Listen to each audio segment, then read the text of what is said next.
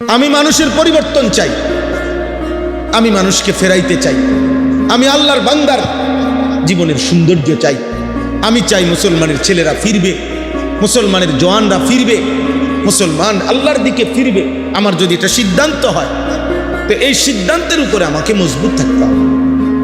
লক্ষ্য পানে, উদ্দেশ্য মহৎ হইলে, পদ্ধতি সঠিক হইলে, আল্লাহর জন্য হইলে গন্তব্যে পৌঁছবে, গন্তব্যে পৌঁছবে ইনশাআল্লাহ, সফলতা আসবেই। ওয়ালাকিন লা তুহিব্বুনান নাসিহিন। যুবক শোনো, এইখানে আল্লাহ বলছে আল্লাহর আযাব যখন আসে তো নবীগণ বলছে, হায় জাতি, তোমরা আসলে নসিহতকারীর, উপদেশদাতার উপদেশে পাত্তা দাও না, পছন্দ করো না। তোমরা মূলত উপদেশকে ভালোবাসো না, তোমরা মূলত কেউ টেনে ধরাকে পছন্দ করো না, তোমরা কেউ গুনাহ থেকে ফিরাক এটা তোমরা চাও না, তোমাদেরকে নেক কাজে উৎসাহিত করুক তোমরা এটা চাও না। লক্ষ লক্ষ যুবক চায় তার সাথে এমন সঙ্গী খুঁজে সে যে তাকে গুনার কাজে উৎসাহিত করবে, পাপের কাজে আরো তাল দিবে। হ্যাঁ দোস্ত, মজা মার, নারী নাই তোর কাছে, আমার কাছে আছে। মদের আড্ডা দরকার, আয় আমার সাথে। জুয়ার আড্ডা চিনবি, আমার সাথে আয়। নর্তকী বেশ্যার আড্ডা চিনবি, আমি তোরে দেখাইতেছি।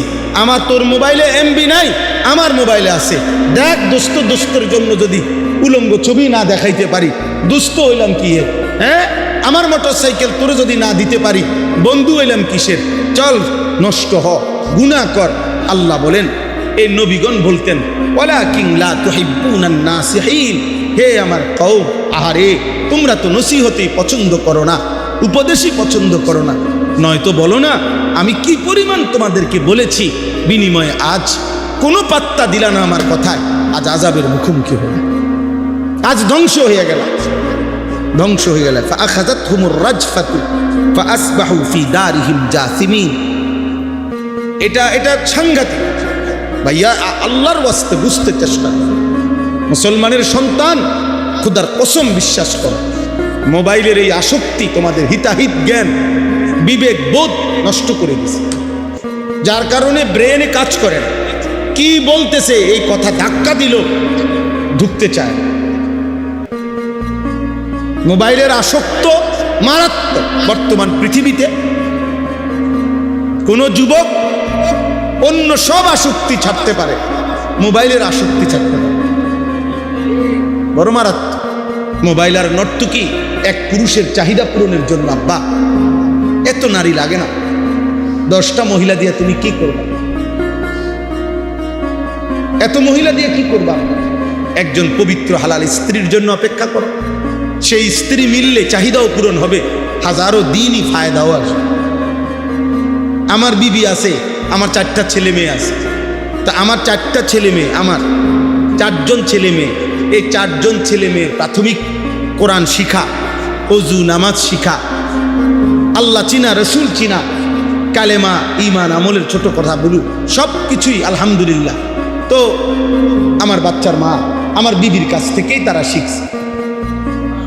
তাহলে একজন পবিত্র স্ত্রী দুনিয়াবি যেই চাহিদা তাও পূরণ হয়, আখিরাতের জন্য নেক কাজের সহযোগী হয়,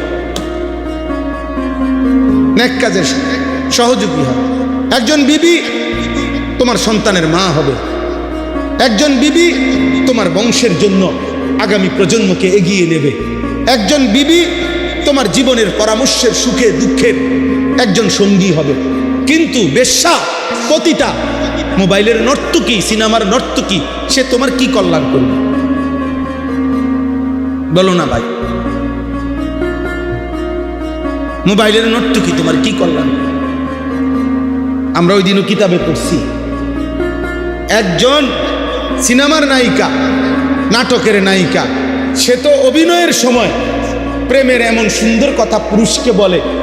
পুরুষ নাটকের কারণে না, অভিনয়ের কারণে না মহিলাকে প্রেমের এমন সুখের কথা বলে, এটা তো অভিনয়ের কারণে বলে, টাকার কারণে বলে।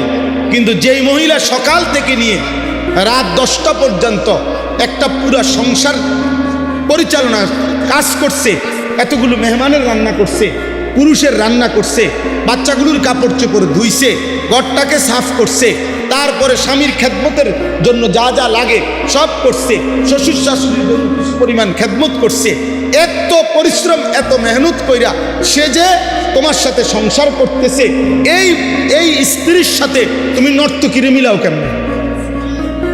বুঝেন নাই মৌলানা সাহেব? অত হইল মোবাইলের নর্তকী, অত নায়িকা, অত অভিনয় করে আব্বা।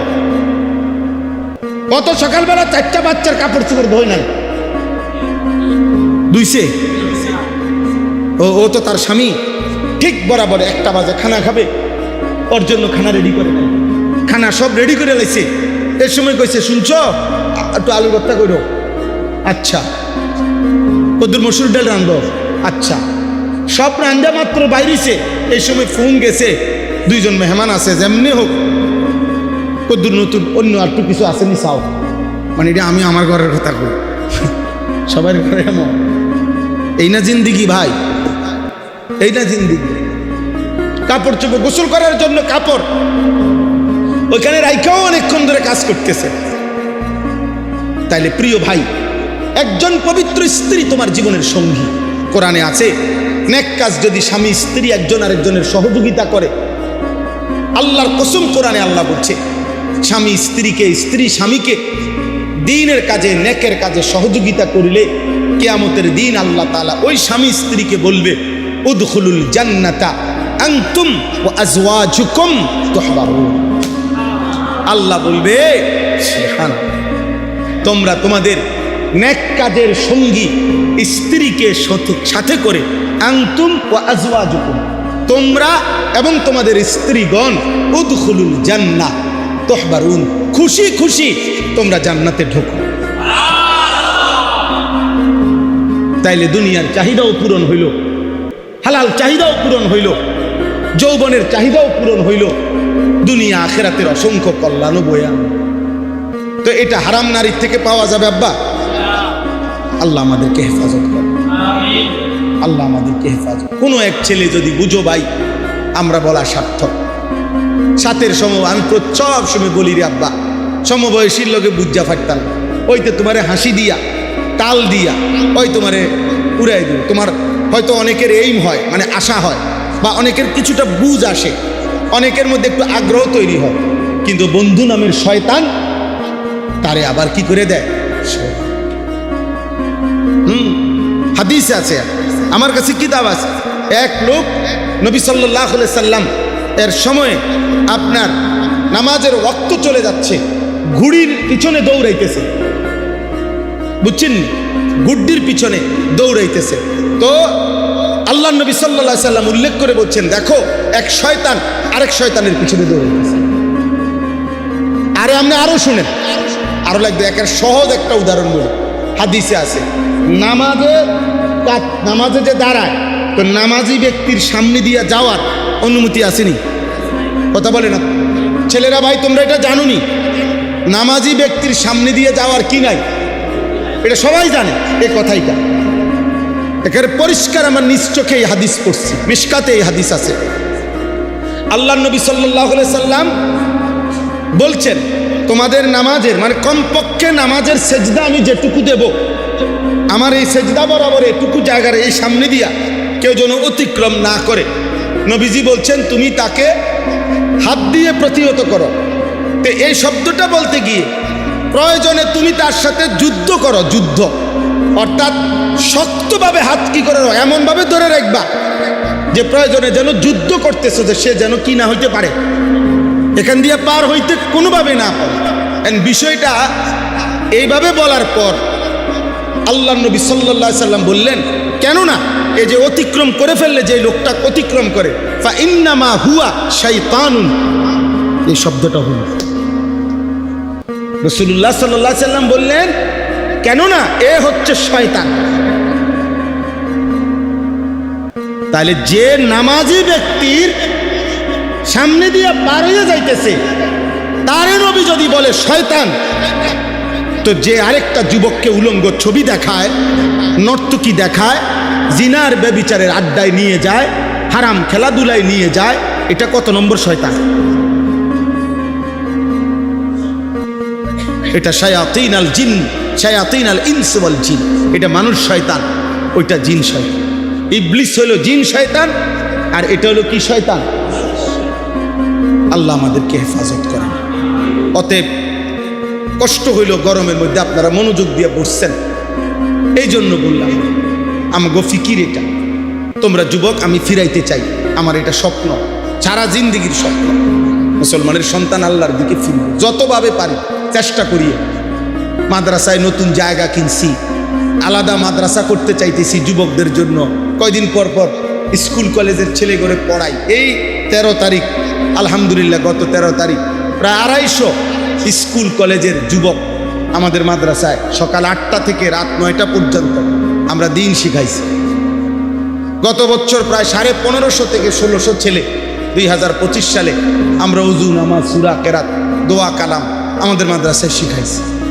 আগামী রবিবার আলহামদুলিল্লাহ প্রথমবারের মতো হাটহাজারী, চট্টগ্রাম হাটহাজারী মাদ্রাসার পাশে হাটহাজারী হুজুর রহমতুল্লাহ আলাইহি, শেখুল ইসলাম আল্লামা আহমদ শফি রহমতুল্লাহ আলাইহি খাস খাদেম ছিল শফি ভাই, শফি বদ্দা কয় জানে, ওনার মাদ্রাসায় আমাদের এই রবিবারে জোহর থেকে এশা পর্যন্ত কিশোর যুবক এই তারবিয়াতি করছি স্কুল কলেজের ছেলেদের জন্য। আমার শায়েখ আল্লামা মুফতি মুশতাকুল নবী সাহেব থাকবে, আমিও যাব। আমাদের চট্টগ্রামের আরেকজন ভালো ওয়াইজ আলেম আছে হযরত মাওলানা আব্দুল্লাহ মারুফ, উনি থাকবেন। নওজোয়ান ছেলেদের জন্য সারা দেশে আমরা করতে চাচ্ছি, কখনো একদিন, কোথাও 3 দিন, যেখানে যেটুক সময় হয়। ধীরে ধীরে প্রস্তুতি নিতেছি। ছোট একটা বই সিলেবাস বানাইছি, জীবন যেন সাজে সুন্নার ধাঁচে। এই বইটার নাম ছোট্ট। ফজর ক্যাম্পেইনের কাজ করি, সারা বাংলাদেশে চেষ্টা করি মুসলমানের কিশোর যুবক ছেলে ব্যাপকভাবে ফজরের নামাজের মুসল্লি হবে। প্রিয় ভাই, মনে রাখো, ফজরের মুসল্লি বাড়লে মাহাদির সৈনিক বাড়বে। ফজরের মুসল্লি বাড়লে ইমানের বিজয় কাছাকাছি হবে। আমার কাছে আরবি কিতাব আছে, আল বদরু ফিল হাসসে আলা সালাতিল ফজর। এই কিতাবের মধ্যে স্পষ্ট আছে যে ইহুদিদের বক্তব্য এটা পরিষ্কার। ইহুদিদের, মুসলমানদের ওই কাফেলার হাতে ইহুদিদের চূড়ান্ত পতন হবে, যেই কাফেলা জুমা এবং ফজর বরাবর হবে। আল্লাযীনা কানু ফি সালাতিল ফজর কা সালাতিল জুমা। আমাদের ফজর আর জুমা বরাবর, বলে না ভাই? আমাদের ফজরের মুসল্লি আর জুমার মুসল্লি বরাবর, অর্ধেক অর্ধেক, মানে জুম্মায় যতজন হয় তার অর্ধেক ফজরে হয়। 3 ভাগের 1 ভাগ, 10 ভাগের 1 ভাগ। এই গত শনিবারে আমি আমার শায়েখ আল্লামা মুফতি মুশতাকুল নবী কাসিমি, আমরা 2 জন এক জায়গায় মাহফিলে গেছি। রাত্রেবেলা সারা রাত লাগাইয়া ফজরের ওয়াক্তে একই মসজিদে, একটা রাস্তার পাশের মসজিদে আমি এবং আমার শায়েখ হজরত আমরা গাড়ি থামাইছি ফজরের সময়। আমার গাড়িতে 3 জন, ওনার গাড়িতে 3 জন, হজরতের গাড়িতে 6 জন মানুষ আমরা নামছি। মসজিদে ঢুইকা দেখছি, মসজিদে একেবারে কসমে কোরআন সামনে, মসজিদের ভিতরে ঢুইকা দেখছি ফজরের ওয়াক্তে একজন ছেলে নামাজ পড়াইতেছে। ছোট্ট একটা ছেলে, কালা একটা প্যান্ট পরা তার পরনে, এই একটা ফোলা পাঞ্জাবিটা আমার মনে হয় কারোরতে আনছে, এটা হেতের পাঞ্জাবি না মনে হয়েছে, পাকে হেতেরও হইতে পারে। তো আর পিছনে একটা ছেলে, এই কসম আল্লাহ, শুধু এই 2টা মানুষ ছাড়া পুরা মসজিদ আর একটা লোক। নামাজের পরে জিগাইছি ছেলেটারে, পুরা হালাত শুনছি যে 3 গ্রাম না 3 মৌজার মসজিদ, এটা জামে মসজিদ। 1 মৌজা মানে হলো কয়েকটা গ্রাম মিললা। আগের দিনের মৌজা কইতো না? তো যেই মসজিদ যদি একেবারে 3 গ্রামেরও ধরেন না, 1 গ্রামেরও ধরেন না, আরে 20টা বাড়ির ধরেন না, 10 বাড়ির মুসল্লি ধরেন না মসজিদা। তো 2 জন মসজিদে, বাচ্চা বাচ্চা ছেলে 2 জন, বুড়ারা কই, মাঝ বয়সীরা কই, বাকি মুসলমানরা কোথায়? তো যে জাতির ফজরের মুসল্লি হয় 2 জন, সে জাতির অধপতন ঠেকাবে কে?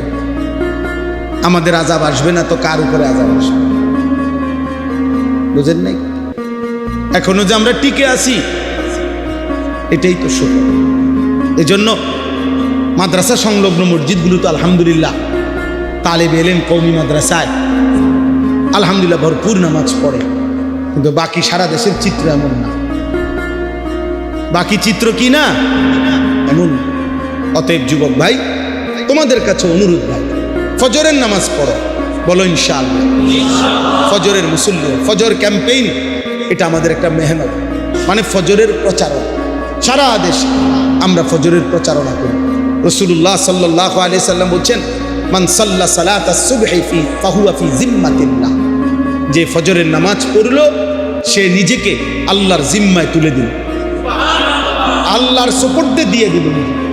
ওই কিতাবে লিখছে, ইয়া আইয়ুহাশ শাবাব ইন লাম তাস্তাতি আলা নাজর, মানে তুমি যদি ভিন নারী দেখার থেকে নিজেকে হেফাজত করতে না পারো, তাহলে কি সুন্দর উনি লিখছে, ফজরের নামাজ জামাতে পড়ো আর আল্লাহকে বলো, আল্লাহ ফজরের সেজদা দিয়া আমি আমাকে তোমার হাতে তুলে দিলাম, তুমি আমার চোখের হেফাজত করো।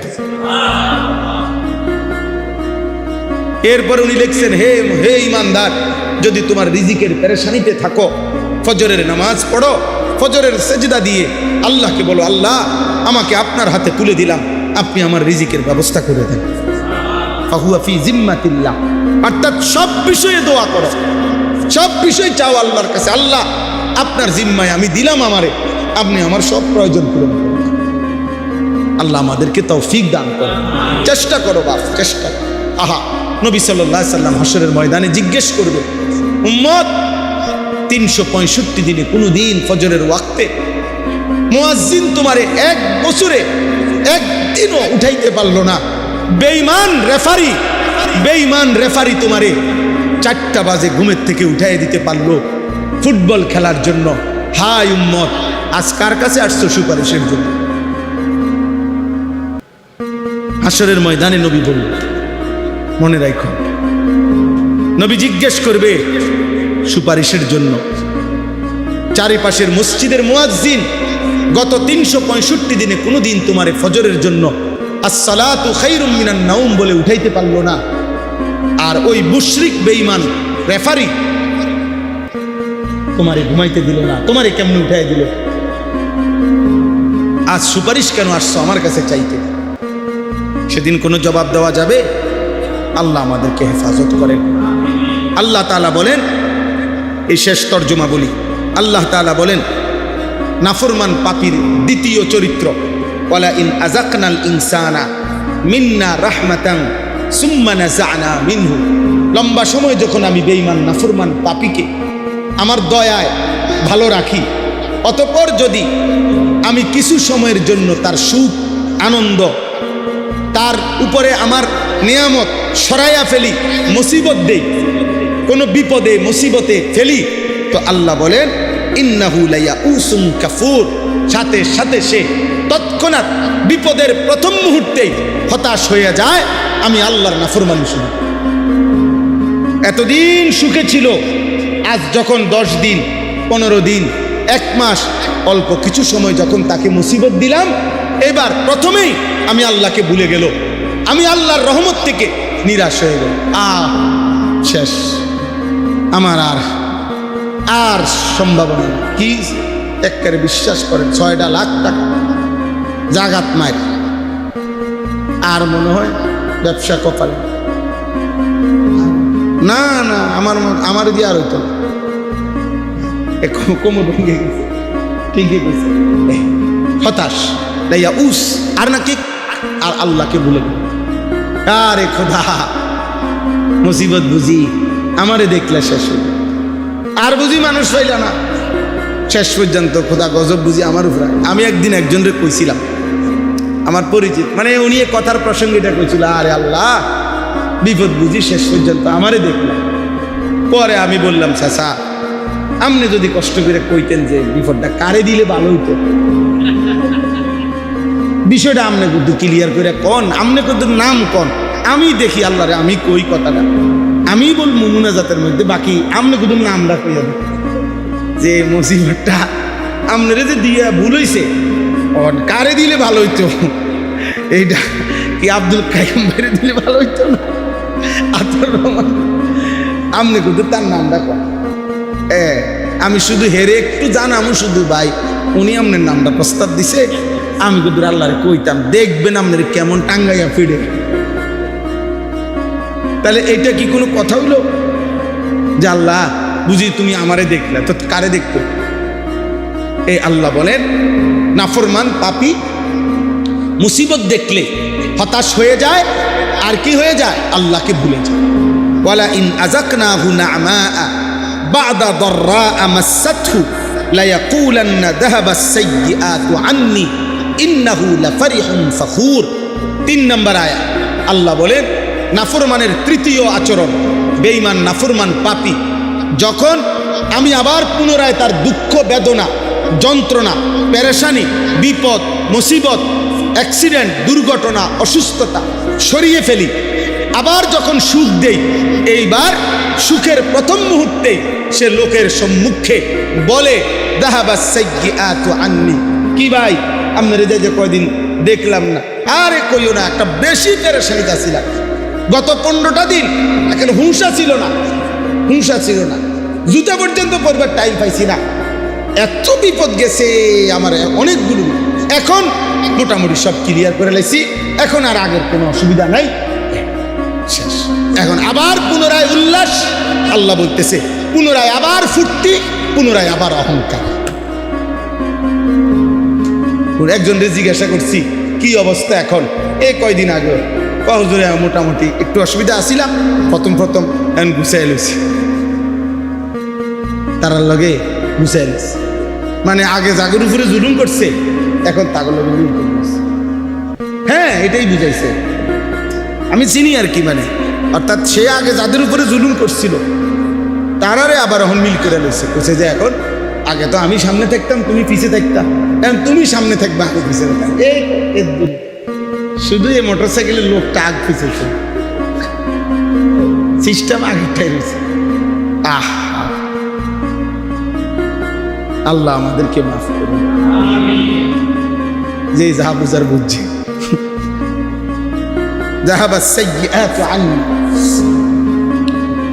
নাফরমান বলে বিপদ আপদ মুসিবত যা ছিল সব শেষ হয়েছে, ইন্নাহু লাফারিহুন ফাখুর, পুনরায় সে উল্লাস করছে অহংকার করছে। তার মানে সুখে কিংবা দুঃখে, প্রিয় ভাই, সুখে কিংবা দুঃখে আযাবের আসতে দেরিতে কোনো অবস্থাতে নাফরমান যখন শক্ত হয়ে যায় পাপী, তখন আর কোনো অবস্থাতে সুখেও আল্লাহকে মনে পড়ে না, দুঃখেও আল্লাহকে কি।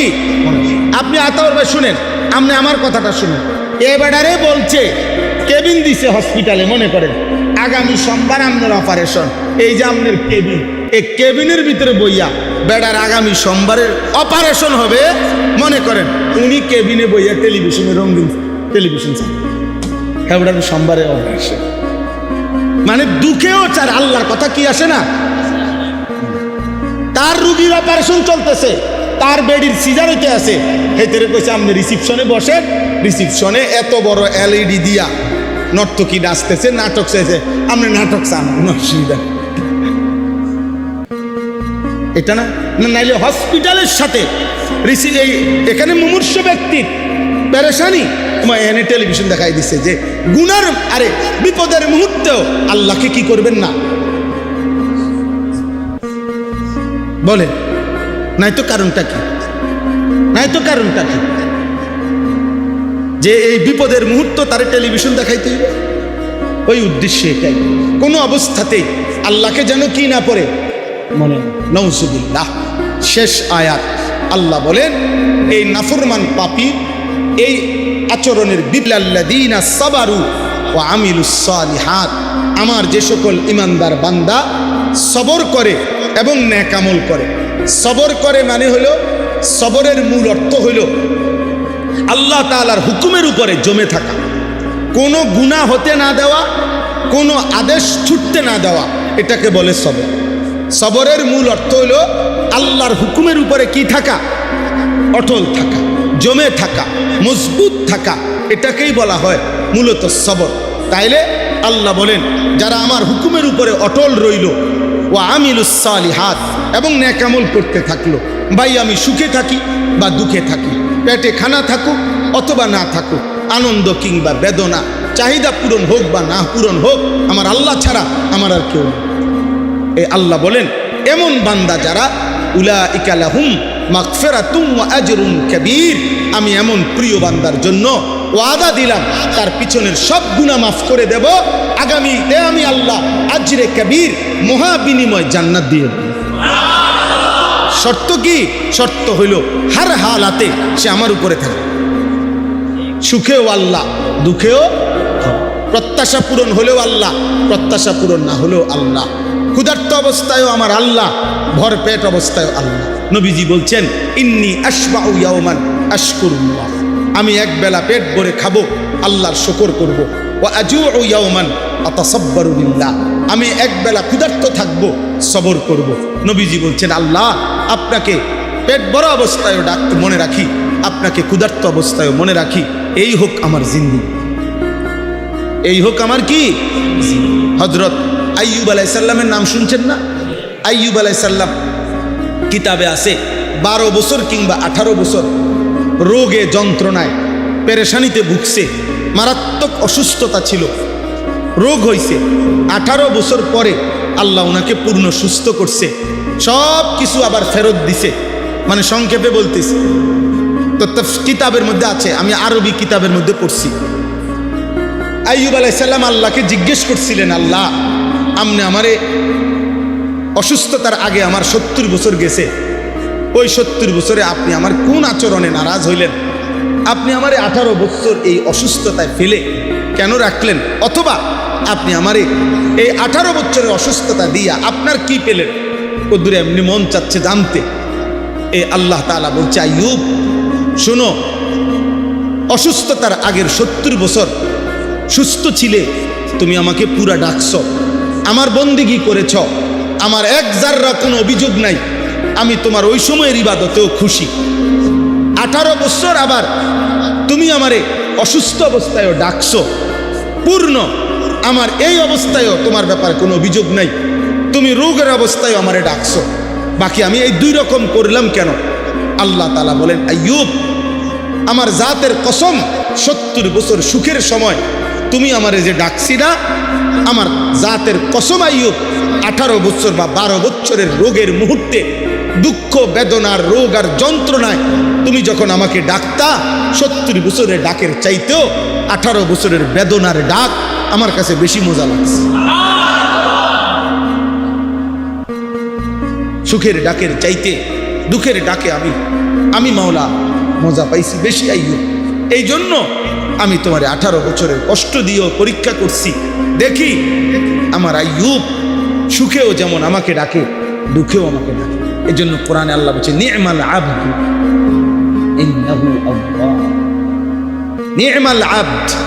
আইয়ুব আলাইহিস সালামের কথা বলতে গিয়ে আল্লাহ বলছে ও আমার বড় প্রিয় বান্দা, ও আমার বড় উত্তম বান্দা। নি'মাল আবদ, ও না অনেক ভালো বান্দা। সুবহানাল্লাহ। তাহলে সুখে কিংবা দুঃখে সব অবস্থায় কে?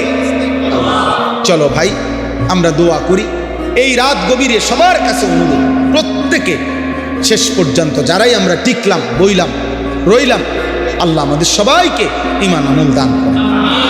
যুবক ভাই তোমাদের কাছে অনুরোধ, দোস্ত সবার কাছে অনুরোধ, সারা পৃথিবী জুড়ে ওলামায়ে কেরাম, ইসলাম, মুসলমান, মাদ্রাসা এর বিরুদ্ধে প্রতিনিয়ত ষড়যন্ত্রই চলছে।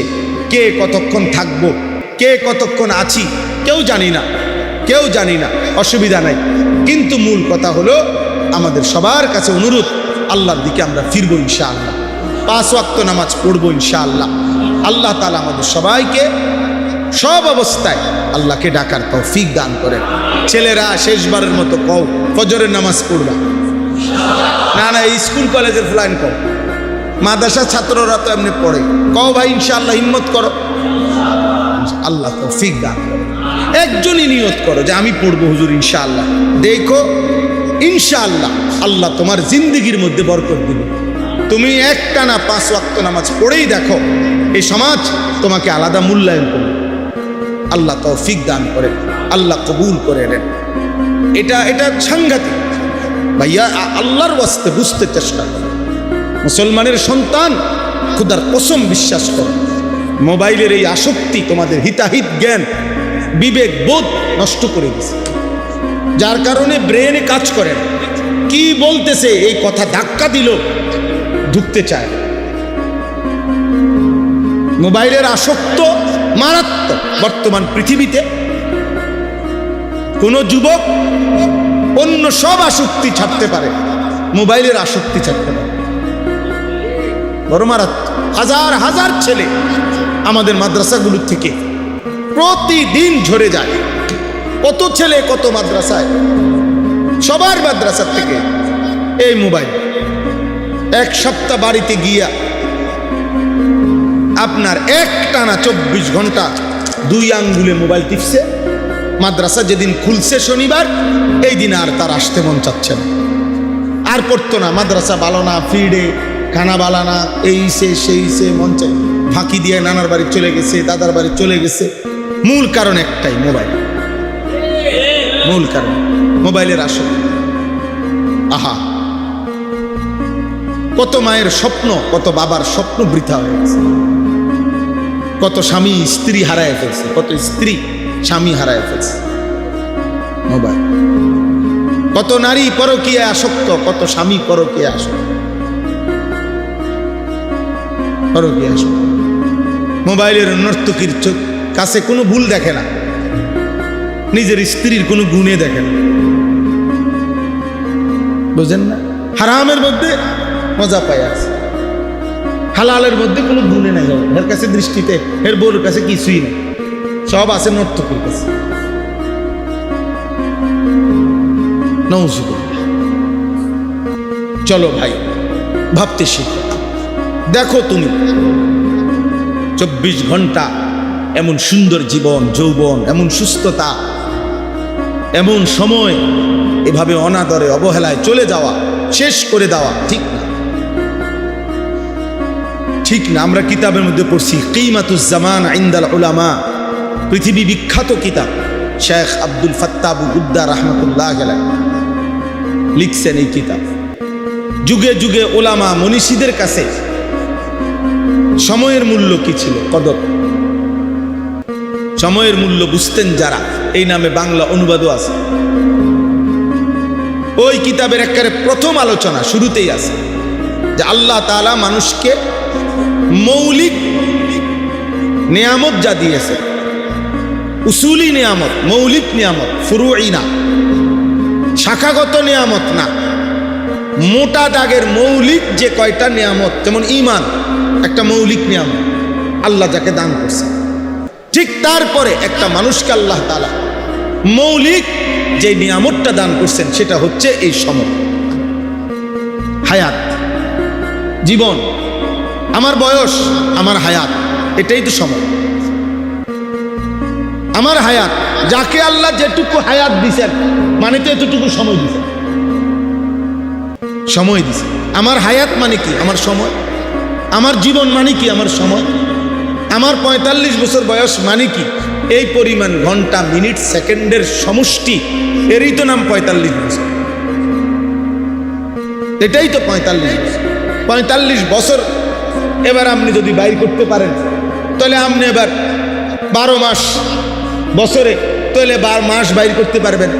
এবার আপনি 24 ঘন্টায় দিন, দিন বাইর করতে পারবেন। আপনি 60 মিনিটে ঘন্টা, ঘন্টা বাইর করতে পারবেন। 60 সেকেন্ডে মিনিট, আপনি মিনিট বাইর করতে পারবেন। তাহলে আপনার হায়াতের 45 বছর যেমন বাইর করতে পারছেন, হায়াতের কত মোট সেকেন্ড এটাও তো আপনি বাইর করতে পারবেন। সময় আর কি। আমাদের হায়াত মানে আমাদের কি? সময়। এটা আমাদের জীবনের বড় পুঁজি ভাই। বাবাদেরকে বলি, ভাইদেরকে বলি, আমাকেও বলি, উঠতি নওজোয়ান আলেম যারা আছেন আপনাদেরকে বলি, সময়কে ধারণ করলে মানুষ দামি হয়, সময়কে ধারণ করে মানুষ স্মরণীয় হয়, সময়কে ধারণ করে মানুষ বরণীয়। আমি এখন বলতে পারি যে আজ আমার 22 বছর, আলহামদুলিল্লাহ, আমার ওয়াজের জিন্দেগি 22 বছর। আজ থেকে 22 বছর আগে ধরে আপনি আমাকে চিনলেন, তাহলে আমি তো 22 বছর আগে ওয়াজ করছি। ওখানে না অনেকে চিনে, এখনো না অনেকে চিনে, এখনো না অসংখ্য মানুষ চিনেন, কিন্তু তখন আমি যে বিগত 15 বছর আগে ওয়াজ করছি, আমি যে 20 বছর আগে বয়ান করছি, 4 ঘন্টা ঘড়ির ঘন্টা এক টানা বলে গেছি আলহামদুলিল্লাহ, দিনের পর দিন। তাইলে সময়কে ধারণ করতে হয়। হায়াতের এই সময় আল্লাহ তাআলার দয়ায় উদ্দেশ্যের পানে অনেক লম্বা সময় ব্যয় করতে হবে। মাঝখানের জীবনে সুখ আসবে, দুঃখ আসবে, প্রত্যাশা পূরণ হবে, প্রত্যাশা পূরণ হবে না, কখনো মূল্যায়ন হবে, কখনো অবমূল্যায়ন হবে না, মূল্যায়ন হবে না, খালাস। সব কিছু সামনে নিয়ে আমার উদ্দেশ্যে আমি মজবুত থাকতে হবে। আমি আল্লাহকে চাই, আমি আখিরাত, আমি মানুষের পরিবর্তন চাই, আমি মানুষকে ফেরাইতে চাই, আমি আল্লাহর বান্দার জীবনের সৌন্দর্য চাই। আমি চাই মুসলমানের ছেলেরা ফিরবে, মুসলমানের জওয়ানরা ফিরবে, মুসলমান আল্লাহর দিকে ফিরবে। আমার যদি এটা সিদ্ধান্ত হয়, তো এই সিদ্ধান্তের উপরে আমাকে মজবুত থাকতে হবে। লক্ষ্য পানে উদ্দেশ্য মহৎ হইলে, পদ্ধতি সঠিক হইলে, আল্লাহর জন্য হইলে গন্তব্যে পৌঁছবে, গন্তব্যে পৌঁছবে ইনশাআল্লাহ। সফলতা আসবেই, সফলতা আসবেই। আমাদের উঠতি বয়সের আলেম মাশাআল্লাহ অনেক আছেন, নাম আপনার ঘরে দেখলে মায়া লাগে, ভাল লাগে যে, কিন্তু বাকি আফসোস লাগে যে মানে 1 বছরও মেহনত করতে রাজি না, 2 বছর না হইতো না, হুদা এই লাইনে হইতো না, লাইন অন্যটা টুয়া কালো জিরা বেশ হইতো না, হুদা ইটা ওয়াজ দিয়ে বাদ দিতো না। চাইছি মনে 50টা ওয়াজ করে ফেলছি, লারা খায় হুদা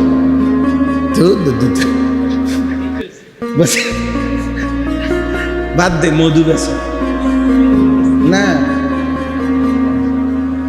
আমি খারাপ করতেছি না, মানে আমি তো কথার কথা কইলাম, কেউ রাগ হইয়েন না ভাই, মানে এটা বুঝাইতেছি আর কি করে। যদি কেউ ব্যবসায়ী করে করুক, সে কোনো অসুবিধা নেই, কিন্তু ওই যে ঘন ঘন জায়গা বদলাম, মানে সিদ্ধান্ত বদলাম, আমি এটা বুঝাইছি আর কি। ইস্তেকামত চাই, উদ্দেশ্যের পানে আমার মজবুত সিদ্ধান্ত থাকা চাই। সফলতা আসবে ইনশাআল্লাহ, সফলতা আসবে, কামিয়াবি আসবে। মান জাদ্দা ওয়াজাদা, এত দীর্ঘদিনের প্রভাত ভুল হইতে পারে না। মান যারা হাসাদা, যে ফসল ফলায় সেই ফসল কাটে। মান জাদ্দা ওয়াজাদা, যে পরিশ্রম করে সেই পেয়ে থাকে। মান তালাবাল উলা সাহারাল লায়ালি, যে বড় হতে চায়, উচ্চ লক্ষ্যে পৌঁছতে চায়, তাকে হাজারো রাত জেগে থাকতে হয়, জেগে থাকতে হয়, অসংখ্য রাত জাগতে হয়, বহু রাত কুরবানি দিতে হয়, বহু সুখ কুরবানি দিতে হয়, বহু আনন্দ কুরবানি দিতে হয়। একদিন সে মঞ্জিলে মকসুদে পৌঁছে যায়। আল্লাহ আমাদেরকে তৌফিক দান করে। এজন্য মেহনত চাই, যথাযথ পন্থায় মেহনত, আল্লাহর সন্তুষ্টির জন্য, দ্বীনের জন্য। জায়গা ঘন ঘন বদলান, ঘন ঘন বয়স মনে 40 হয়েছে না, দল পাল্টাই লাইছে 3-4টা, মাশাআল্লাহ। কদিন পর পর ডিগবাজি, হ্যাঁ দেখবেন একদিন ঘুম থেকে জায়গা দেখবেন ডিগবাজি দিতে দিতে আর কোনো দল আর নাই, শেষে কেউ আমি দল। নাউজুবিল্লাহ। হ্যাঁ, আমাদের এই ছোট জীবনেও আমরা কম বেশি অনেক দেখছি, অনেক দেখছি না। আসলাফ ও আকাবিরের মহান পথে, এটা আপনাদেরকে বললাম না, আমি আমার বলা আমাদেরকে বললাম। 160 বছর দারুল উলুম দেওবন্দের বয়স, 160 বছর। 1866 সনে প্রতিষ্ঠিত হয়েছে দারুল উলুম দেওবন্দ, আমাদের কওমি মাদ্রাসা। আজকে 2026, বরাবর 160 বছর। এই 160 বছরে বহু চড়াই উতরাই, বহু মূল্যায়ন, বহু ষড়যন্ত্র, সব কিছুর মুখোমুখি হয়েও আসলাফ ও আকাবিরের এই মেহনত স্বমহিমায় গোটা পৃথিবীতে এখনো জেগে আছে। আলহামদুলিল্লাহ। আল বারাকাতু মা আকাবিরিকুম, আল খায়রু মা আকাবিরিকুম, ইনদা যিকরিস সালিহিন তানজিলুর রাহমা। পূর্বসূরি মহান বুজুর্গদের নাম নিলে সুফিয়ান ইবনে উয়াইনা রাহমাতুল্লাহ আলাইহি বলছেন সালিহিনের নাম নিলে তানজিলুর রাহমা, সেখানে আল্লাহর রহমত নাজিল হয়। ইদানিং এই ভটকা মটকা দুই একজন, এদের কথায় আকাবির কি, পূর্বসূরি কি, বুজুর্গ কি, না কিচ্ছু না, তুমিই সব বাবা, তুমি মেন, তোমার থেকে শুরু, আশা করা যায় তোমার থেকে শেষ হয়ে যাবে, তোমার থেকে শুরু, তোমার থেকে শেষ হয়ে যাবে। নাউজুবিল্লাহ।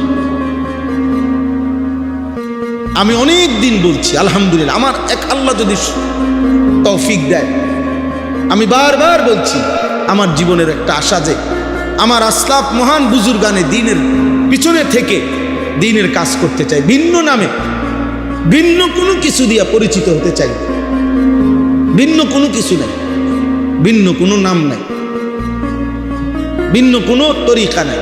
তরিকা আমাদের আসলাফের 1450 বছরের চলমান ধারায় আল্লাহর পথে মানুষকে ডাকা, আল্লাহর পথে ডাকা।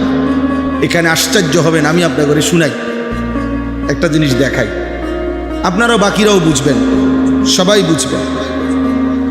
এখানে আছে সূরা আরাফের মধ্যে 5 জন নবীর ঘটনা আছে। নূহ আলাইহিস সালাম, হুদ আলাইহিস সালাম, সালেহ আলাইহিস সালাম, লূত আলাইহিস সালাম, শুআয়ব আলাইহিস সালাম। এই 5 জন নবী আল্লাহর পক্ষ থেকে, 5 জন নবী এই সূরা হুদের মধ্যে আছে। আমি যে সূরার আয়াত পড়ছি, পৃথিবীতে সবচেয়ে বেশি মানুষকে আল্লাহর নবীগণের মধ্যে যারা দাওয়াত দিছেন, আর ওনাদের কওম সর্বোচ্চ নাফরমানি করছে, সীমা লঙ্ঘন করছে, পাপের সীমা লঙ্ঘন করছে, ফলে আল্লাহ তাআলা এই 5 জন নবীর কওমকে চিরতরে ধ্বংস করে দিয়েছে, পুরা জাতি একসাথে শেষ করে দিয়েছে আল্লাহ। এই 5 জন নবী, নূহ আলাইহিস সালাম, হুদ আলাইহিস সালাম, সালেহ আলাইহিস সালাম, লূত আলাইহিস সালাম, শুআয়ব আলাইহিস সালাম। বুঝছেন? এই 5 জন নবীর কওমকে আল্লাহ তাআলা পাপ আর নাফরমানির সীমা লঙ্ঘন করার কারণে আল্লাহর আযাব দিয়ে আল্লাহ একেবারে শেষ করে দিয়েছে। তো ওইখানে আছে, এই সূরাতে আছে, সূরা আরাফেও আছে, সূরা হুদের মধ্যেও আছে 500 জনের ঘটনা। সেখানে আছে প্রত্যেক নবী, 5 জন নবী যখন আল্লাহর আযাব আসতেছিল তখন চোখের পানি ফেলে বলতেছিলেন, হিয়া কওমি উবাল্লিগুকুম রিসালাতি রাব্বি, হায় আমার জাতি, আমি তো তোমাদের কাছে দিবানিশি আল্লাহর কথা পৌঁছাইছিলাম, আমি পৌঁছাইছিলাম আমার জাতি। তোমাদের কি মনে পড়ে? আমি রাত নাই দিন নাই তোমাদের কাছে আল্লাহর কথা পৌঁছাইছি। এই যে দেখেন,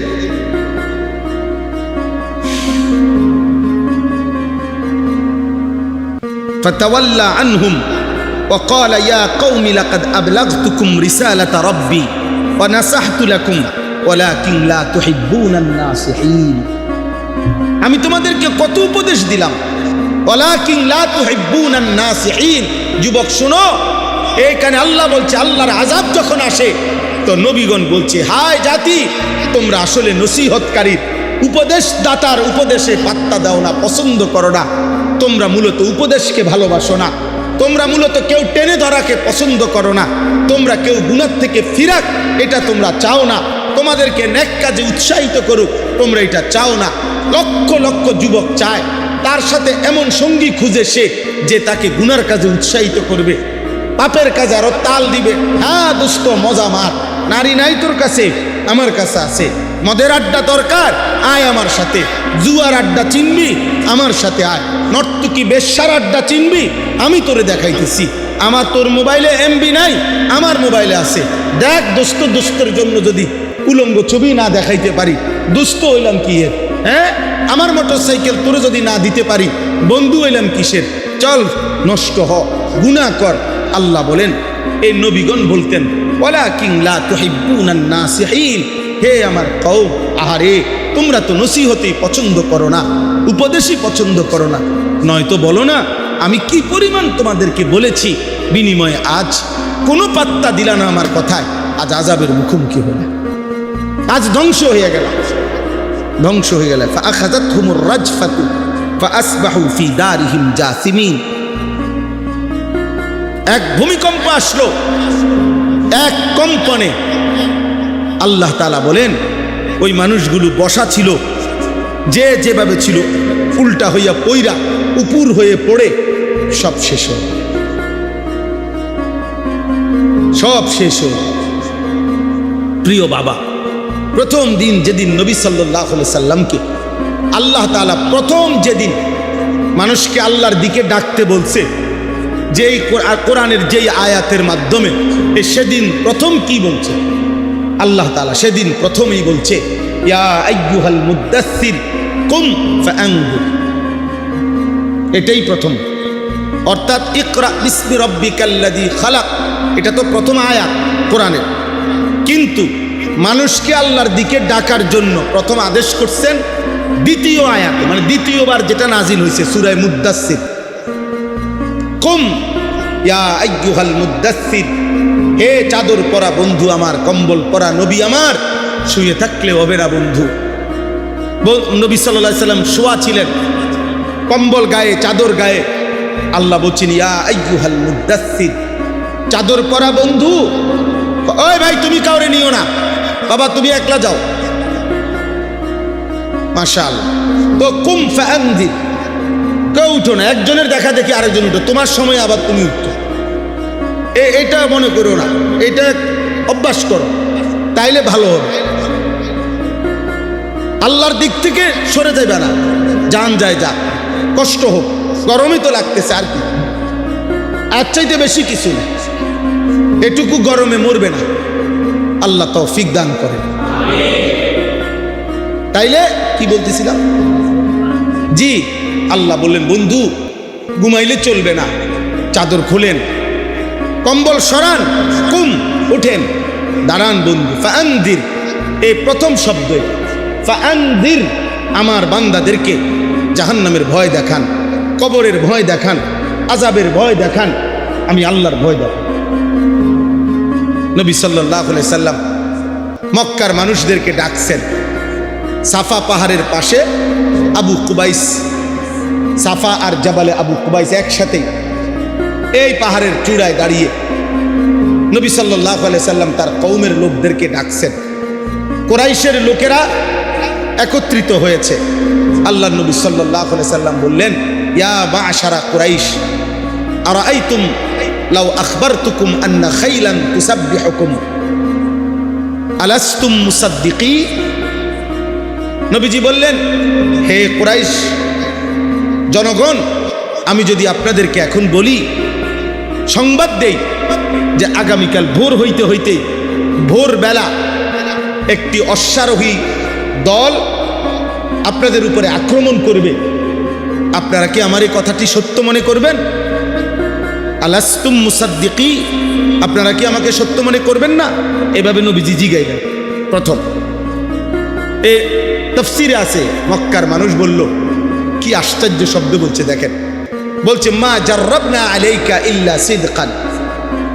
মুহাম্মদ, গত 40 বছরে তোমার ব্যাপারে সত্য ছাড়া মিথ্যা বলার কোনো অভিজ্ঞতা আমাদের কারো নাই।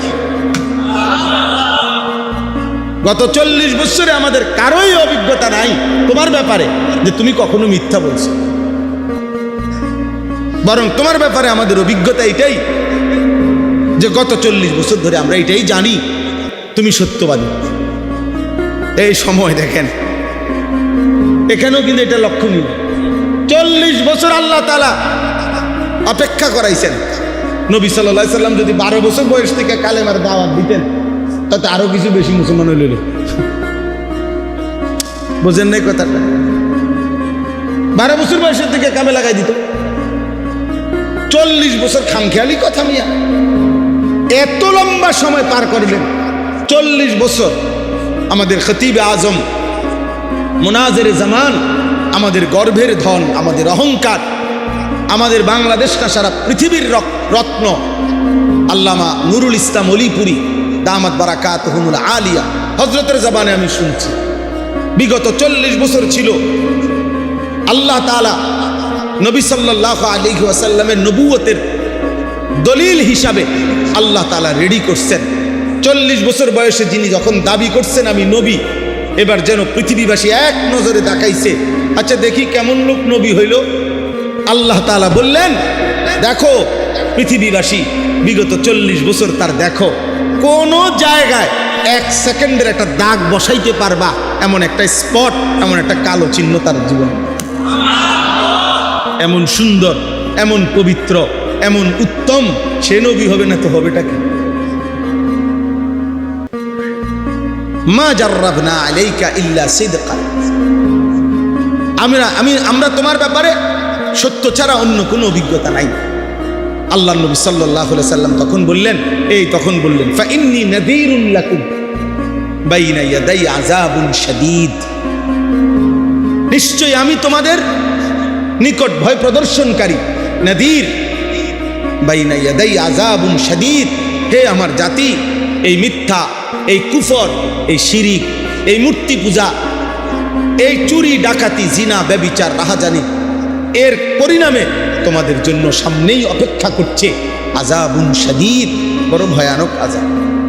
তোমরা ফিরে আসো, তোমরা আল্লাহর দিকে ফিরে আসো। কুলু লা ইলাহা ইল্লাল্লাহ তুফলিহুন, তোমরা সব ছেড়ে দিয়ে এক আল্লাহকে ডাকো, তাহলেই সফল হবে, কামিয়াব হবে। দোস্ত, তাহলে এই কথা বোঝা গেল, এই আমরা ওলামায়ে কেরাম, এই সমাজের হাজারো 600-800 কোটি মানুষ যদি সারা পৃথিবীতে হয়, 600 কোটি কাফের যদি হয়, তো এই 600 কোটি কাফের এক যুগে, 600 কোটি কাফের পৃথিবীতে সবাই নিজেরা এবং অন্যকে দুনিয়ার স্বপ্নই দেখাইতেছে। 250 কোটি মুসলমান, এই 250 কোটি মুসলমানের মধ্যেও সংখ্যাগরিষ্ঠ মুসলমান দুনিয়া নিয়েই ব্যস্ত আছে।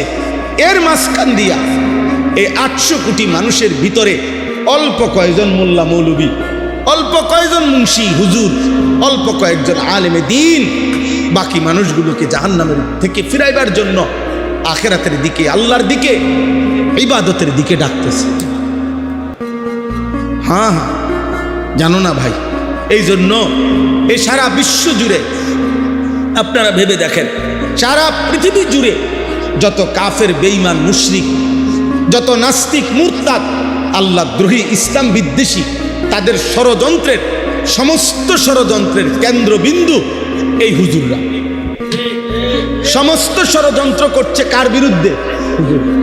যে সুদখোর, তার বিরুদ্ধে ষড়যন্ত্র কিতে করবে? হয়তো তো লাইনে আছে,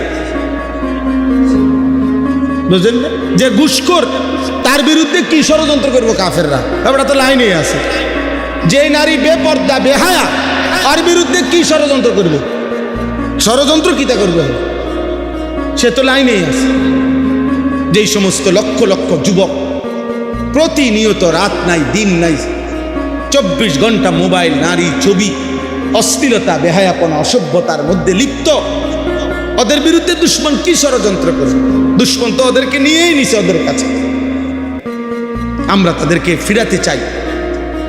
এই অল্প কয়েকজন আলেম, এই জন্য বারবার বারবার ষড়যন্ত্রের কেন্দ্রবিন্দু ওলামায়ে কেরাম, ওলামায়ে কেরাম। আর এর মধ্যে, এই ওলামায়ে কেরামের মধ্যে এই কথা স্পষ্ট, পৃথিবীতে একেবারে সূর্যের মতো কথা স্পষ্ট, সারা পৃথিবীর সবচেয়ে বেশি ষড়যন্ত্র কওমি মাদ্রাসার ওলামায়ে কেরামের বিরুদ্ধে। এটাই বাস্তবতা। বারবার চেষ্টা হয়, মেন এই পৃথিবী শয়তানের রাজত্ব হওয়ার ক্ষেত্রে বাধা এই কওমির অল্প কয়টা হুজুর, এগুলোই বারবার ঝামেলা করে। এরা যদি সরে যায় তো পুরা দেশ আফ্রিকার জঙ্গল হইতে আর বেশি দিন লাগবে না। কিন্তু ইনশাআল্লাহ শেষ ফোঁটা রক্ত থাকতে আমরাও হতে দেব না। আমরা বলেই যাব, আমরা বলেই যাব, আমরা মরে যাব, কোনো অসুবিধা নেই।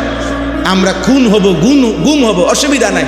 আমাদের পূর্বসূরীরা চলে গেছে, আমরা বলছি, আমরা চলে গেল, আমাদের পরবর্তী জেনারেশন বলতেই থাকবে ইনশাআল্লাহ। ইনশাআল্লাহ। আল্লাহ নবী সাল্লাল্লাহু আলাইহি ওয়াসাল্লাম বলছেন, এই দ্বীনের মধ্যে প্রত্যেক জামানায় ইয়াগরিসু ফি হাযাদ দ্বীন গারসান ইস্তামিলুহুম ফি তাআতি।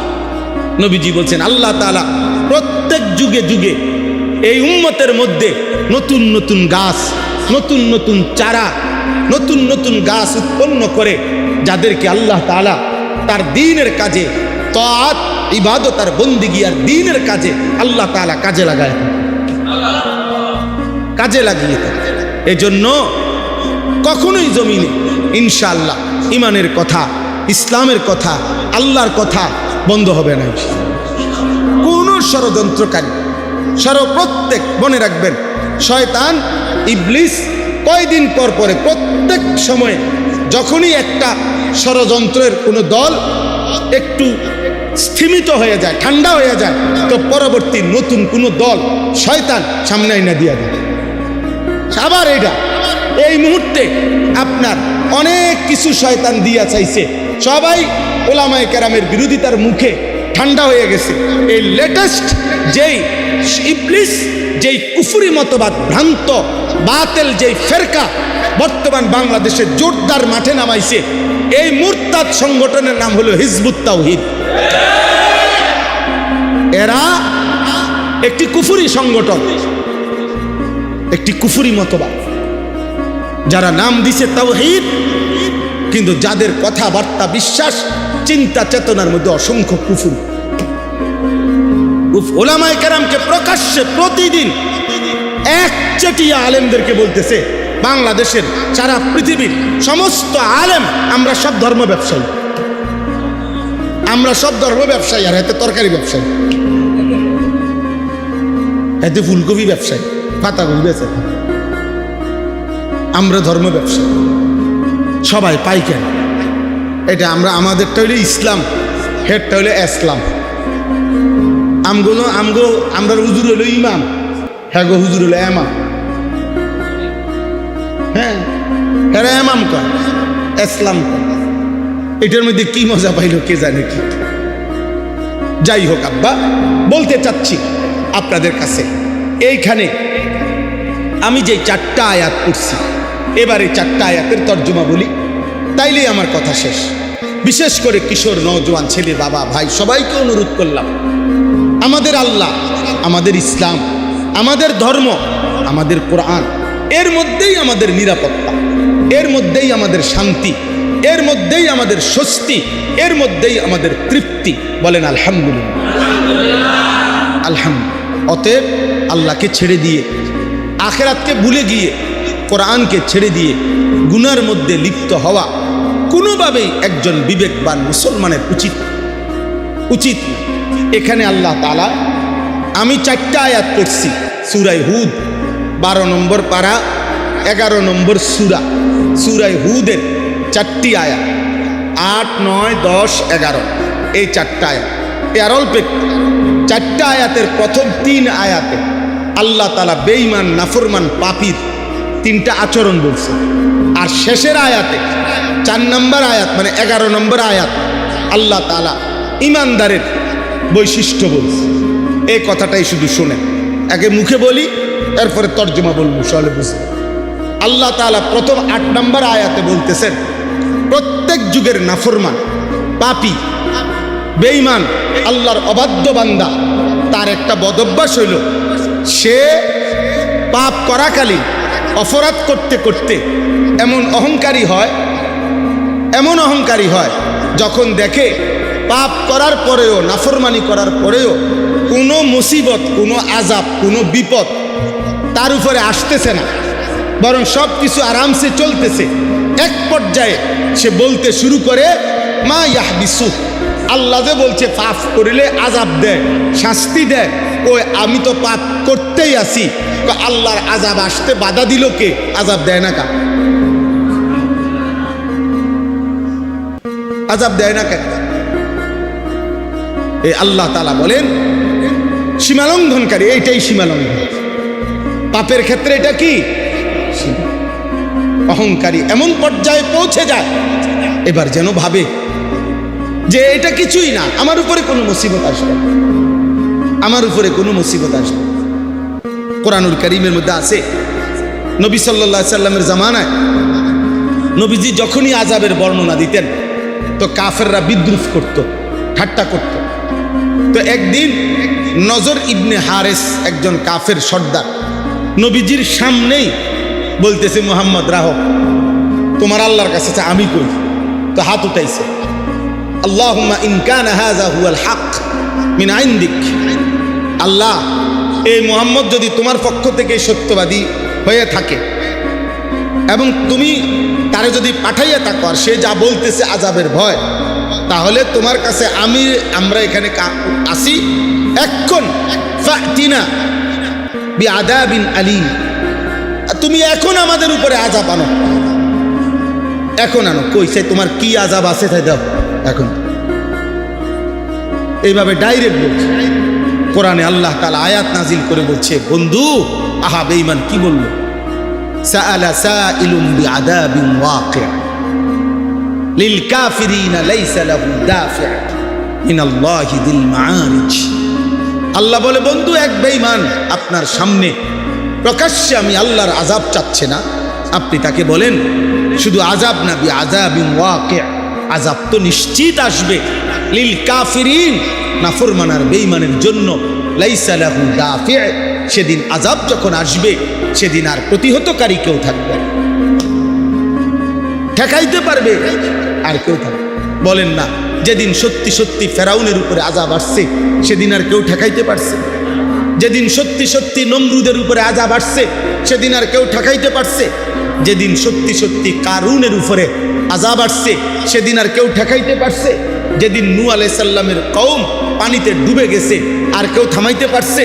যেদিন হুদ আলাইহিস সালামের কওম ঘূর্ণিঝড়ে ধ্বংস করে দিছে আল্লাহ, তখন আর কেউ থামাইতে পারছে? একটা জাতি, একটা ব্যক্তি আযাবের মুহূর্তে আর নিজেকে ঠেকাইতে, নিজে কিংবা নিজের শক্তি দিয়ে প্রতিহত করার মতো কোনো ক্ষমতা আল্লাহর মোকাবেলায় আর রাখে না, আর রাখে না। তো আল্লাহ তাআলা বলেন, এই হলো প্রথম। আল্লাহ বলে, বন্ধু এই সব বেঈমান নাফরমান পাপের মধ্যে উল্লাসী, ওদেরকে বলে দেন, শোনো যেদিন সত্যি আযাব আসবে সেদিন কিন্তু আযাব ঘিরে ফেলবে, তোমার ঠাট্টা করা বিষয় আযাব ঘিরে ফেলবে, সেদিন আর প্রতিহত করার কেউ থাকবে না। এই প্রথম আয়াতে, ওয়ালা ইন আখারনা আনহুমুল আযাবা ইলা উম্মাতিন মা'দুদা, আল্লাহ তাআলা বলেন কোন নাফরমান পাপীর কাছ থেকে আমি যদি একটি নির্দিষ্ট সময় পর্যন্ত আযাবকে বিলম্বিত করি, তাহলে ইয়াকুলুন্না, তখন ওই নাফরমান গোষ্ঠী বলতে থাকে, মা ইয়াহবিসুহু, আল্লাহর আযাব আসার থেকে কে বাধা দিবে? কই আযাব, কই আযাব? এই প্রত্যেক যুগের জালেম একটা সময় আইসা জুলুম করতে করতে, অন্যায় করতে করতে এমন সীমালঙ্ঘনকারী হয় আর বুঝে আসে না, আর তার কথাবার্তায় বুঝাই যায় সে আল্লাহ আছে, আল্লাহর আযাব আসবে, এটা মোটেই আর ধারণাও করে না, ধারণাও করে না। আহা, আমরা দেখছি না বিগত সময়ে, কথা বলেন না কেন, শেষ দিকে আইসা প্রত্যেক বিরোধীকে, তাদের মতের বিপরীত প্রত্যেককে কি পরিমাণ বিদ্রুপ করছে, কথায় কথায় উলামায়ে কেরামকে, সাধারণ জনগণকে, প্রতিবাদী মানুষকে, বিক্ষুব্ধ মানুষকে। একদিন সত্যিই দেখা গেছে, পৃথিবীবাসী দেখছে যে বাচ্চা বাচ্চা ছেলে, নওজোয়ান এদের হুঙ্কারে চলে যেতেই বাধ্য হয়েছে। এটাই সত্যবাস, এটাই বাস্তবতা, এটা সবক, এটা রাজনীতি না। আমি রাজনীতির মানুষও না, কিন্তু এটা সবক, এটা নগদ সবক দেখে বললাম। এইভাবেই প্রত্যেক সবক। ফেরাউনের কথাটা বোঝেন, আপনি আশ্চর্য হইবেন, তাফসীরে আছে কথা। ফেরাউন আলাইহিস সালাম ওনার হাতের লাঠির আঘাতে আল্লাহর কুদরতে 12টা রাস্তা হয়ে গেছে নদীতে। তো ওনার বনি ইসরাইল বংশধররা এই 12টা রাস্তা দিয়া, নদীর উপর দিয়া ওনারা ওই পারে চলে গেছে। এরপরে পিছি দিয়া ফেরাউন এখানে আসছে, আইসা পারে, আইসা এই পারে সেও দেখছে 12টা রাস্তা। কথাটা বুঝেন সবাই, ছেলেরাও বুঝবা ভাই। এখন প্রশ্ন হলো, 12টা রাস্তা নদীর উপর দিয়া হয়ে গেছে, নদীর উপরে, পুকুরের রূপে না, এটা নদীর উপরে হয়েছে। আচ্ছা, এখন এই এখানে দাঁড়াইয়া সে বলতেছে মূসাকে ধরার জন্য, তোমরাও এখান দিয়ে চলো, মূসাকে ধরতেই হবে। কিন্তু আমি বুঝাইতে চাইতেছি যে এই বেঈমান জুলুম করতে করতে জালেম এইখানে দাঁড়াইয়া এত বেকুব হয়েছে যে তুমি তো একটা মিনিট দাঁড়াইয়া 1 মিনিট হইলো চিন্তা করা দরকার ছিল, আমি হইলাম খোদা এবং আমি হইলাম শাসক, আমি হইলাম বাদশাহ, পুরা মিশরের অধিপতি আমি, এত বড় নদীতে 12টা রাস্তা হয়ে গেল, আমি জানি না উদ্বোধন হইলো কোন দিন, মাটি কাটলো কোন দিন, পিলার ডালাই হইলো কোন দিন, কিরে আমারে না জিগাইয়া 12টা রাস্তা অলরেডি চালু করে দিল কে? কিরে আমি কো এই কথাটা তো জিগানো দরকার ছিল লগের লোক রে, কিরে এগুলো আইলো করতে গেরা রাস্তা জামু পরে বেড়া রাস্তা করলো কে আগে? সেটা আগে তো এটা করা না, ওই যে জুলুম আর অহংকার তাকে ভুলাইয়া দিছে যে এটা তার হাতের না, এটা তার বরাদ্দ না। তাহলে তার তো ভাবা উচিত ছিল উত্তাল নদীর মধ্যে এই রাস্তা কোত্থেকে আসলো, একটা বারও ভাবে নাই, অহংকারে নেমে গেছে। আল্লাহ তাআলা বলছে আমি এটাই তো চাচ্ছিলাম, ওয়া আগরাকনা আলা ফিরআউনা ওয়া জুনুদাহু ফিল ইয়াম। আল্লাহ বলেন ফেরাউনকে আমি তার গোষ্ঠী সুদ্ধা উত্তল ঢেউয়ের পানিতে আমি আল্লাহ তাআলা নিমজ্জিত করে দিলাম। তো আল্লাহ তাআলা বলেন আলা ইয়াউমা ইয়াতিহিম, হে নবী আপনি বলে দেন সত্যি সত্যি যখন আযাব আসবে, লাইসা মাসরুফান আনহুম, সেদিন আর প্রতিহতকারী কেউ থাকবে না, ওয়া হাকা বিহিম মা কানু বিহি ইস্তাহজিউন। আল্লাহ বলেন আর তখন যারা ঠাট্টা করত আযাব নিয়ে, আল্লাহর আযাব নিয়ে, তাদেরকে ঘিরে ফেলবে আযাব, তখন আর তারা ফিরাইতে পারবে। আমি এইখানে যদি একজন যুবক থাকো, প্রিয় ভাই তোমার কাছে আমি বলি, একটা নওজোয়ান এভাবে দিন রাত একটানা, আমি এটা বেশি ভয় করি রে আব্বা, এত চিল্লা চিল্লি কাবজাব করি, আমার এই একটাই উদ্দেশ্য, কিরে ভাই গুনাহ আমারও আছে, খোদার কসম গুনাহ তোমারও আছে, গুনাহ সবারই আছে, কিন্তু এইভাবে গুনার উপরে অহংকার, গুনার উপরে বড়াই, যে 365 দিন 1 বছর একদিনও তুমি ফজরের নামাজ পড়লা না, এটা কিভাবে সম্ভব? 30 বছর ধরে সুদ খাচ্ছেন, কিভাবে সম্ভব? প্রতিদিন এক তালে, প্রিয় ভাই গত 6 মাস এমন গেছে হয়তো একদিনও 6 মাসে কোনোদিন 5 ওয়াক্ত নামাজ পড়লা না, এ কেমন মুসলমান? আমি এ তো তুমি শুধু তো গুনাহগার না, তুমি তো অহংকারী, তুমি তো পাপের উপরে অহংকার করছো।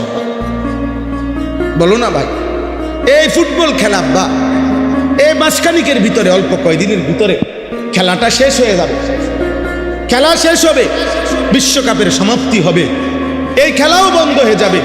কিন্তু দোস্ত, যেই নারী পুরুষদের, যেই ছেলে মেয়েদের এই খেলাকে কেন্দ্র করে গুনাহগুলো হইল, বাম কাঁধে যেই গুনাহগুলো হলো, এগুলা মুছবে কেন?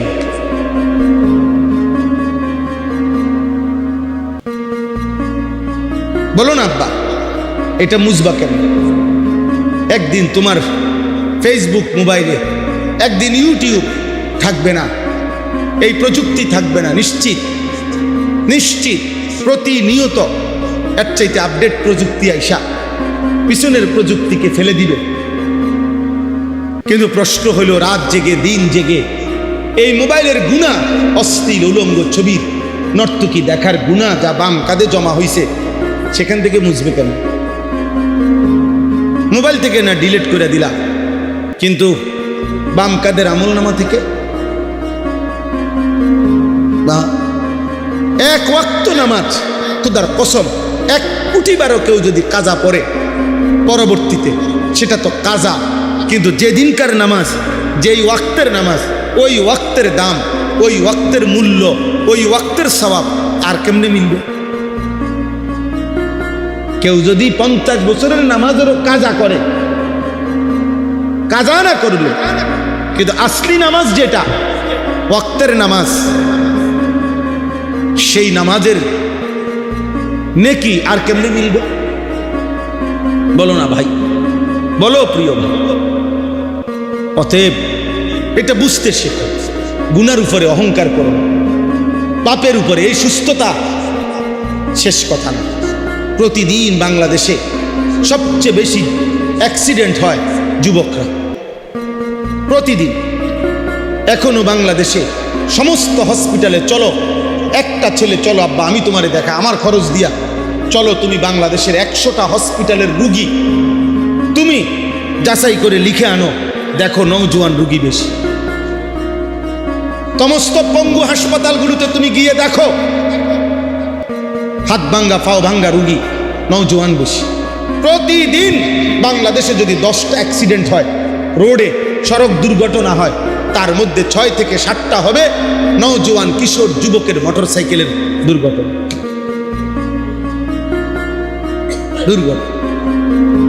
প্রতিদিন। আমি সেদিন সিলেটে, কিছুদিন আগে সিলেটে একটি private medical college, private medical হাসপাতাল, মেডিকেল কলেজ বিশাল বড়, এটার চেয়ারম্যান যিনি উনি ওনার সাথে আমি একটা অনুষ্ঠানে ছিলাম, উনি বলতেছে কথার প্রসঙ্গে, হুজুর প্রতিদিন বিশ্বাস করেন আইসিইউতে যে কয়জন রুগী প্রতিদিন ঢোকে তার মধ্যে প্রত্যেক দিন 3 ভাগের 2 ভাগ যুবক ছেলে, এবং কয় যে হুজুর 3 ভাগের 2 ভাগ আইসিইউ রুগী এসব অ্যাক্সিডেন্ট, এবং এর অধিকাংশই মোটরসাইকেল অ্যাক্সিডেন্ট। এমন মুমূর্ষ যে আইসিইউ ছাড়া আর কাজ হয় না। বলো না তো অহংকার। তোমরা অনেক ছেলে, কয়জন ছেলে আসো প্রিয় ভাই, তোমরা আমাদের মাওলানা আতাউর রহমান ফরদাবাদী মাওলানা ভাই, অনেক ফিকিরওয়ালা ভাই, নওজোয়ান ভাই, এখানে অনেক নওজোয়ান আলেম আছে আব্বা, তোমাদের কাছে আমার অনুরোধ জীবনটা আলেমদের সাথে বাঁধা রাখো।